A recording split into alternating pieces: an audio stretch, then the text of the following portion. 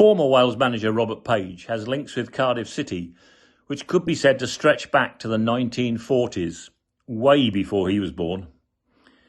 Today I reflect on the 2 decades I have known Page and look at his connection to fellow Bluebird Stan Montgomery, a central defender for Cardiff City during the 1940s and 1950s. I first met Ron the Man Page at the start of 2004-05 when he joined boyhood idols City from Sheffield United. Unfortunately, though, the Welsh international could not establish himself in the Bluebirds starting lineup, with James Collins and Danny Gabidon forming a solid and successful partnership. Page moved on from Ninian Park the following February and signed for Coventry City. The man, who was born in Llanapia in the Rhondda and grew up in nearby Tylerstown, built successful coaching and managerial careers after his playing days ended, but left his post as Wales senior team manager during June of this year. He suffered a painful and emotional exit after 3 years in charge of the national team. After all, he is a proud Welshman who earned 41 senior caps as a player and captained the team to a 2-0 win against Hungary in 2005. Former Bluebirds centre-half Stan Montgomery moved into coaching after his playing days came to a halt and was the first man to help Page develop his skills. I went to Cardiff City at the age of 10, maybe even a little younger, said Page. Stan Montgomery was coaching the kids, and my dad told me all about him and what type of player he was. Cardiff City youngsters trained in an indoor barn back then.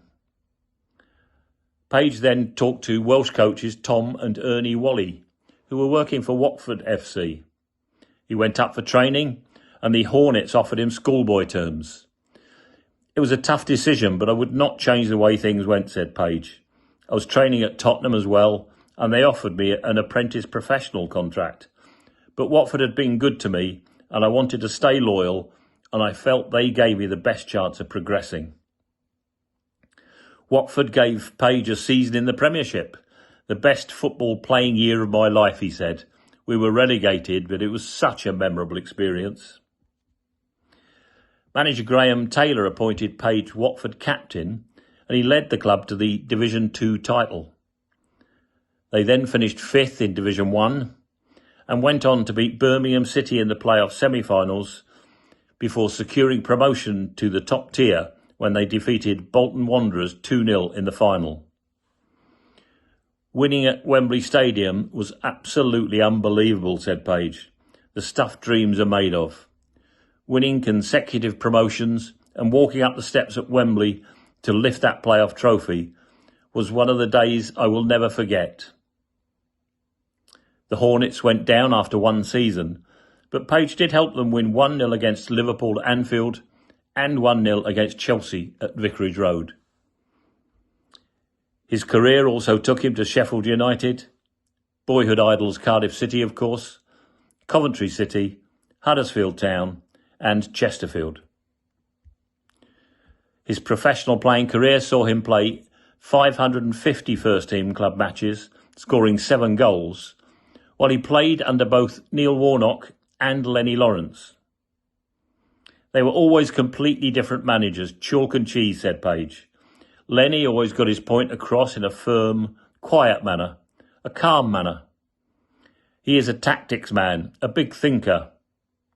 I played under Neil at Sheffield United, and he is a motivator. He can rant and rave at times. He could be a pain in the backside when he was with our opponents, but it was great when he's on your side. I would not say he was the best tactician around, but he knows how to get results. His record speaks for itself. It was Lenny Lawrence who signed Page for the Bluebirds in 2004, but he stayed only 8 months and made 9 appearances before moving on. When he had originally linked up with Cardiff City as a schoolboy, Montgomery was his first coach, as Page began a playing career which lasted 18 years. Monty was an Englishman born in the heart of the Royal Docks in East London at a family home in a street which is now a few yards from the terminal at London City Airport. He started playing amateur football during the late 1930s while he was also working in a sweet factory. Montgomery played wartime league football for Leyton Orient, Southend United, Hull City and finally Romford. When hostilities ceased and the Football League restarted, though, Montgomery joined Hull City on professional forms before heading back to London.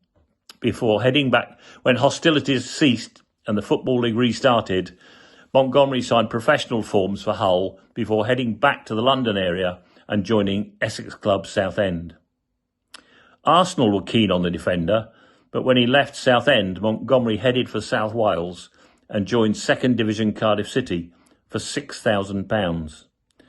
That was a move recommended by his father-in-law, Jimmy Nelson, who was a Cardiff City player before World War II and played in the 1927 FA Cup final victory against Arsenal. Monty spent 7 years playing for the Ninian Park club and made more than 250 appearances, helping Cardiff to promotion into the top flight during 1952.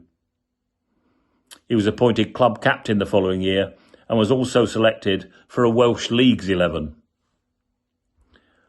After leaving City in the mid-40s, he played for Southern League Worcester City and then Football League club Newport County before moving to Llanelli and Tom Pentra. Montgomery moved into coaching with Ron the Bulldogs' Tom Pentra and then joined the staff at Norwich City, where he eventually worked under former Arsenal manager George Swindin. When Cardiff City appointed Swindin their manager at Ninian Park in the early 60s, Montgomery came to Wales with him.